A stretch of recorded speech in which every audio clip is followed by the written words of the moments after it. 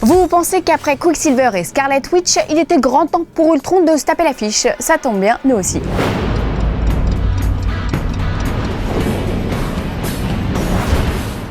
Décidément, jamais la réalisation d'un James Bond n'aura été aussi chaotique. On vous en parlait dans l'épisode 357 de Fanzone, on est à ça d'un tournage maudit. Il y a d'abord eu les blessures de Daniel Craig au genou et à la tête, les cascades qui tournent mal à Vienne, la ville de Rome qui a congédié les équipes de tournage, bref, rien ou presque ne se déroulait comme prévu et aujourd'hui c'est au tour du Pays de Galles de jouer les troubles fêtes. La production souhaitait poser ses caméras au sein du Parlement gallois mais la permission de filmer leur aurait été tout bonnement refusée. Selon l'un des porte-parole de l'Assemblée, le Sénat n'est pas un lieu de tournage pour un drame. Cette déclaration n'a pas manqué de diviser les foules car le siège du gouvernement a accueilli quelques tournages par le passé comme Sherlock par exemple ou Doctor Who.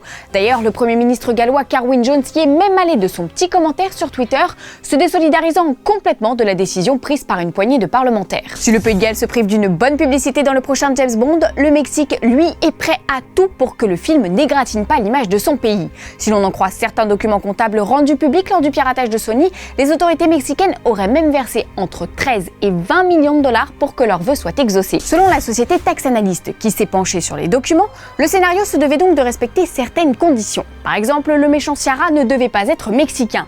Ou encore, l'interprète d'Estrella devait être campé par une vedette locale mexicaine.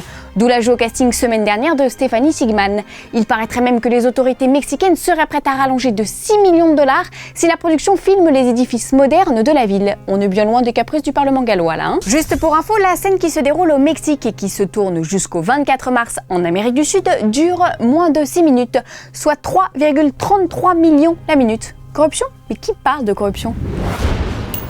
Aussi tendance que ma future flic-flac Superman, voici les news en bref. Twilight, Dracula Untold, Buffy, Hotel Transylvania, s'il y a une créature que l'on ne présente plus, c'est le vampire. Souvent monstrueux, parfois sensuel, ces suceurs de sang continuent d'inspirer des générations de cinéastes. Fort de ce succès, la prochaine nuit du Pif leur sera entièrement dédiée. Rendez-vous sur le site du Grand Rex pour réserver vos places. Au programme, 4 films seront projetés. Le cauchemar de Dracula de Terence Fisher, Aux frontières de l'aube de Catherine Bigelow, Vampire de John Carpenter et de Thomas Alfredson. Rendez-vous le 21 mars au Grand Rex à partir de 22h et jusqu'à l'aube, le temps d'une folle nuit, interdite aux moins de 16 ans bien sûr, où il sera question de fluide, de morsure, d'amour et de mort si l'on en croit les organisateurs. Chérie, ça va croquer. Vous ne trouvez pas que Tom Hardy nous la joue divergente là sur cette photo? Non, plus sérieusement, voici quelques nouvelles images de Mad Max Fury Road, tout droit sorti du nouveau Total Film. On y découvre le bras bionique de Charlize Theron, un Max en très mauvaise posture et ses 5 épouses qui tentent désespérément d'échapper à un mariage forcé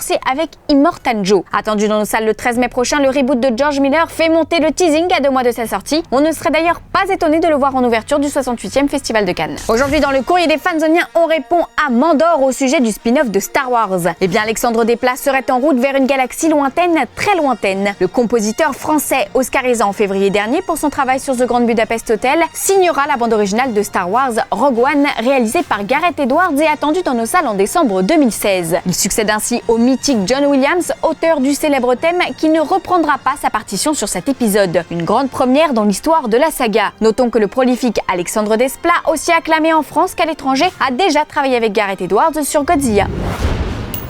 Fanzone, c'est fini, mais retrouvez-nous sur YouTube en vous abonnant à la chaîne Fanzone et à la chaîne Allociné.